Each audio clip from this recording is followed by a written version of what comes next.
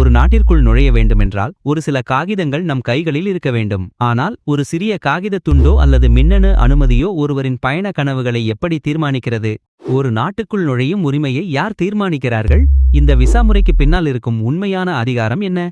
இந்த கேள்விகள் சர்வதேச பயணத்தின் அடிப்படை அம்சமான விசா அமைப்பின் ஆழமான சிக்கலையும் அதன் பரந்த தாக்கத்தையும் வெளிப்படுத்துகின்றன. நாம் தினமும் கேட்கும் இந்த விசா என்ற வார்த்தை ஒரு நாட்டின் இறையாண்மையின், அதாவது ஒரு நாடு தனது எல்லைகளை கட்டுப்படுத்தும் அதிகாரத்தின் வெளிப்பாடு.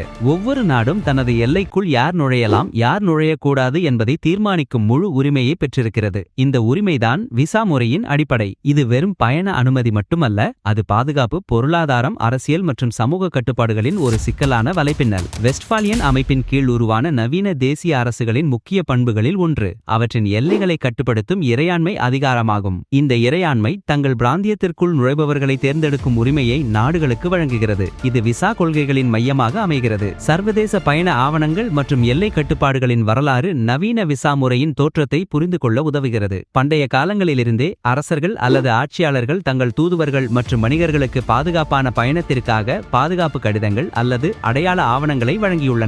ஆனால் இவை நவீன பாஸ்போர்ட் அல்லது விசா போல் உலகளாவிய அங்கீகாரம் பெற்றிருக்கவில்லை. 17ஆம் நூற்றாண்டு முதல் 19ஆம் நூற்றாண்டு வரை நவீன தேசிய அரசுகள் உருவாகத் தொடங்கிய போது எல்லை கட்டுப்பாடுகள் மெதுவாக வலுப்பெறத் தொடங்கின. இருப்பினும் பெரும்பாலான நாடுகளுக்குள் நுழைய பாஸ்போர்ட் அல்லது விசா கட்டாயம் இல்லை. முதல் உலகப் போர் 1914 முதல் 1918 ஒரு திருப்புமுனையாக அமைந்தது. தேசிய பாதுகாப்பு கவலைகள் அதிகரித்ததால் பெரும்பாலான நாடுகள் தங்கள் எல்லைகளை கடுமையாக்கின, பாஸ்போர்ட் மற்றும் விசாக்களை கட்டாயமாக்கின. போருக்கு பிந்தைய காலகட்டத்தில் லீக் ஆஃப் நேஷன்ஸ் சர்வதேச பயண ஆவணங்களை தரப்படுத்துவதற்கான முயற்சிகளை மேற்கொண்டது. இரண்டாம் உலகப் போருக்கு பிறகு ஐக்கிய நாடுகள் சபை மற்றும் சர்வதேச சிவில் விமான போக்குவரத்து அமைப்பு போன்ற அமைப்புகள் பாஸ்போர்ட் மற்றும் விசா தரப்படுத்தலில் முக்கிய பங்காற்றின. 20ஆம் நூற்றாண்டின் பிற்பகுதியிலும் 21ஆம் நூற்றாண்டின் முற்பகுதியிலும் உலகமயமாக்கல், சுற்றுலா வளர்ச்சி மற்றும் 911 போன்ற பாதுகாப்பு அச்சுறுத்தல்கள் விசா கொள்கைகளை மேலும் சிக்கலாக்கி டிஜிட்டல் மயமாக்கல் மற்றும் பயோமெட்ரிக் தகவல்களின் ஒருங்கிணைப்புக்கு வழிவகுத்தன. விசா என்பது ஒரு வெளிநாட்டு பயணிக்கு ஒரு குறிப்பிட்ட நோக்கத்திற்காக குறிப்பிட்ட காலத்திற்கு ஒரு நாட்டிற்குள் நுழைய வழங்கப்படும் அதிகாரப்பூர்வ அனுமதி. இது பொதுவாக பயணிகளின் பாஸ்போர்ட்டில் முத்திரையிடப்படும் அல்லது மின்னணு முறையில் வழங்கப்படும் ஒரு ஆவணம். இந்த அனுமதி வழங்கப்படுவதற்கு முன் சம்பந்தப்பட்ட நாட்டின் அரசாங்கம் பல விஷயங்களை ஆராய்கிறது. உதாரணமாக, பயணி எந்த நோக்கத்திற்காக வருகிறார், எவ்வளவு காலம் தங்கப் போகிறார், திரும்புவதற்கான நிதி ஆதாரம் இருக்கிறதா, அல்லது அந்த நாட்டில் தங்குவதற்கு தேவையான தகுதிகள் இருக்கிறதா என்பது போன்ற கேள்விகள் முக்கியமானவை. விசா விண்ணப்ப செயல்முறை பல படிகளை கொண்டது. பயணி செல்ல விரும்பும் நாட்டின் விசா தேவைகள், தேவையான ஆவணங்கள் மற்றும் காலக்கெடு ஆகியவற்றை ஆராய்தல். செல்லுபடியாகும் பாஸ்போர்ட் அளவு புகைப்படங்கள், பயண திட்டம், ஹோட்டல் முன்பதிவுகள், விமான டிக்கெட்டுகள், நிதி ஆதார சான்றுகள், அழைப்பு கடிதங்கள், பயண காப்பீடு போன்றவற்றை சேகரித்தல். ஆன்லைன் அல்லது ஆஃப்லைன் மூலம் விண்ணப்ப படிவத்தை துல்லியமாக நிரப்புதல். விசா விண்ணப்ப கட்டணத்தை செலுத்துதல். இது நாட்டுக்கு நாடு மற்றும் விசா வகைக்கு ஏற்ப மாறுபடும். சில விசாக்களுக்கு தூதரகம் அல்லது துணை தூதரகத்தில் நேர்காணல் மற்றும் கைரேகை, முகப்பதிவு போன்ற பயோமெட்ரிக் தகவல்களை சமர்ப்பிக்க வேண்டியிருக்கும். விண்ணப்பம் பரிசீலிக்கப்பட்டு விசா அங்கீகரிக்கப்பட்டால் அது பாஸ்போர்ட்டில் முத்திரையிடப்படும் அல்லது மின்னணு விசாவாக வழங்கப்படும். விசாக்கள் அவற்றின் நோக்கம், காலம் மற்றும் பயணிக்கு வழங்கப்படும் உரிமைகள் ஆகியவற்றின் அடிப்படையில் பல வகைகளாக பிரிக்கப்படுகின்றன.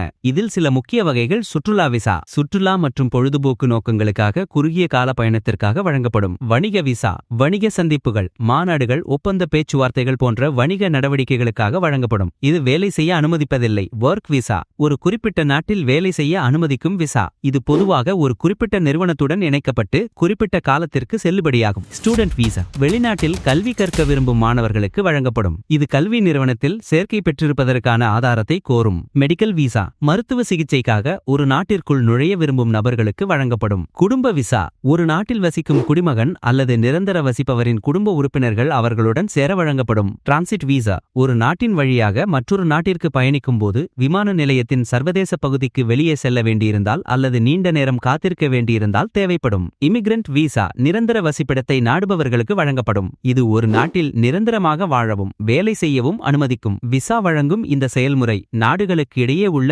உறவுகளின் கண்ணாடியாகவும் செயல்படுகிறது. சில நாடுகளுக்கு இடையே உறவுகள் வலுவாக இருக்கும்போது விசா இல்லாமல் பயணம் செய்யவோ அல்லது எளிதாக விசா பெறவோ முடியும். ஆனால் அரசியல் ரீதியாகவோ அல்லது பாதுகாப்பு ரீதியாகவோ பதட்டமான சூழல் சூழல் நிலவும் போது விசா பெறுவது மிகவும் கடினமாகிறது. ஒரு நாட்டின் பொருளாதாரம் எவ்வளவு வலுவாக இருக்கிறது, அதன் குடிமக்கள் எவ்வளவு சுதந்திரமாக பயணிக்கிறார்கள் என்பதையும் இந்த விசா முறை பிரதிபலிக்கிறது. உதாரணமாக, ஹென்லி பாஸ்போர்ட் குறியீடு போன்ற தரவரிசைகள் ஒரு நாட்டின் பாஸ்போர்ட் மூலம் விசா இல்லாமல் எத்தனை நாடுகளுக்கு செல்ல முடியும் என்பதை கணக்கிடுகின்றன. 2024ஆம் ஆண்டில் ஜப்பான், சிங்கப்பூர் போன்ற நாடுகளின் பாஸ்போர்ட்டுகள் 190க்கும் மேற்பட்ட நாடுகளுக்கு விசா இல்லாத அணுகலை வழங்குகின்றன. இது அவற்றின் வலுவான பொருளாதாரம், ராஜதந்திர உறவுகள் மற்றும் உலகளாவிய நம்பிக்கையின் பிரதிபலிப்பாகும். மாறாக, அரசியல் ஸ்திரமின்மை அல்லது குறைந்த பொருளாதார வளர்ச்சி கொண்ட நாடுகளின் பாஸ்போர்ட்டுகள் மிக குறைவான நாடுகளுக்கு விசா இல்லாத அணுகலை வழங்குகின்றன.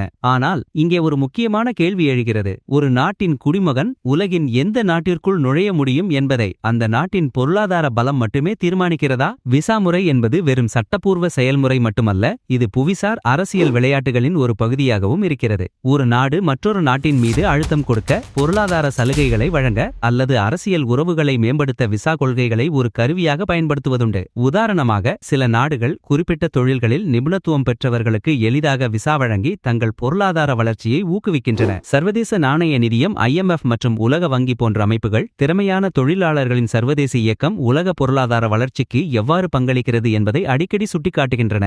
அதே சமயம், சில நாடுகள் தங்கள் நாட்டின் பாதுகாப்புக்கு அச்சுறுத்தல் என்று கருதும் நபர்களுக்கு விசா மறுத்து தங்கள் எல்லைகளை பாதுகாக்கின்றன. இது தேசிய பாதுகாப்பு, பயங்கரவாத எதிர்ப்பு மற்றும் ஒழுங்கமைக்கப்பட்ட குற்றங்களை தடுப்பதற்கான ஒரு முக்கிய கருவியாக செயல்படுகிறது. பயங்கரவாதம், உளவு, ஒழுங்கமைக்கப்பட்ட குற்றம் போன்ற அச்சுறுத்தல்களிலிருந்து நாட்டை பாதுகாத்தல். குடியேற்றத்தின் பொருளாதார நன்மைகள், திறமையான தொழிலாளர்கள், முதலீட்டாளர்கள் மற்றும் சாத்தியமான சுமைகள், சமூக சேவைகளுக்கான தேவை ஆகியவற்றை மதிப்பிடுதல். தொற்று நோய்கள் பரவுவதை தடுத்தல். உதாரணமாக, கோவிட்-19 காலத்தில் பயண கட்டுப்பாடுகள், சட்டவிரோத குடியேற்றத்தை தடுத்தல் மற்றும் மக்கள் தொகை நிர்வாகத்தை ஒழுங்குபடுத்துதல். பிற நாடுகளுடனான ராஜதந்திர உறவுகளின் நிலை மற்றும் பரஸ்பர ஒப்பந்தங்கள். நிதிநிலை, பயண வரலாறு, தாய்நாட்டுடன் உள்ள பிணைப்புகள், குற்றப்பதிவு மற்றும் வருகையின் நோக்கம். இந்த விசா முறை ஒவ்வொரு தனிநபரின் வாழ்க்கையிலும் மிகப்பெரிய தாக்கத்தை ஏற்படுத்துகிறது. இது ஒருவரின் கல்வி வாய்ப்புகள், வேலைவாய்ப்புகள், குடும்பத்தினருடன் மீண்டும் இணையும் வாய்ப்புகள், ஏன் ஒரு புதிய கலாச்சாரத்தை அனுபவிக்கும் வாய்ப்பு வரை அனைத்தையும் பாதிக்கிறது. மாணவர்கள் வெளிநாடுகளில் கல்வி கற்கவும், தொழிலாளர்கள் புதிய வேலைகளை தேடவும், குடும்பங்கள் ஒன்றிணையவும் விசாக்கள் அத்தியாவசியமானவை.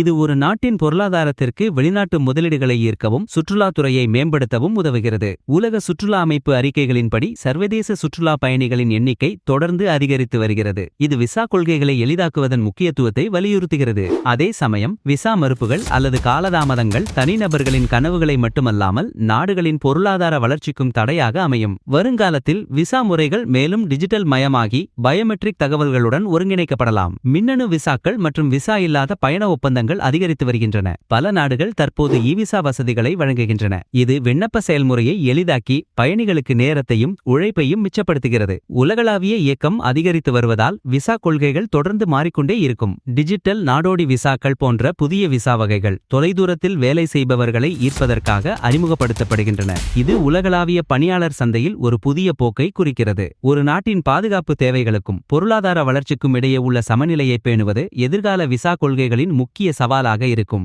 இறுதியாக, விசா என்பது ஒரு நாட்டின் இறையாண்மையின் பிரதிபலிப்பு. இது வெறும் ஒரு அனுமதி சீட்டல்ல, அது உலகளாவிய அரசியல், பொருளாதாரம் மற்றும் சமூக சக்திகளின் ஒரு சிக்கலான வெளிப்பாடு. ஒரு நாட்டின் எல்லைக்குள் நுழையும் ஒவ்வொரு முறையும் நாம் இந்த சக்தி வாய்ந்த அமைப்பின் ஒரு பகுதியாக மாறுகிறோம். இது தனிநபர்களின் இயக்கம், நாடுகளின் பாதுகாப்பு மற்றும் சர்வதேச உறவுகள் ஆகியவற்றை வடிவமைக்கும் ஒரு அடிப்படை கருவியாக தொடர்ந்து செயல்படும்.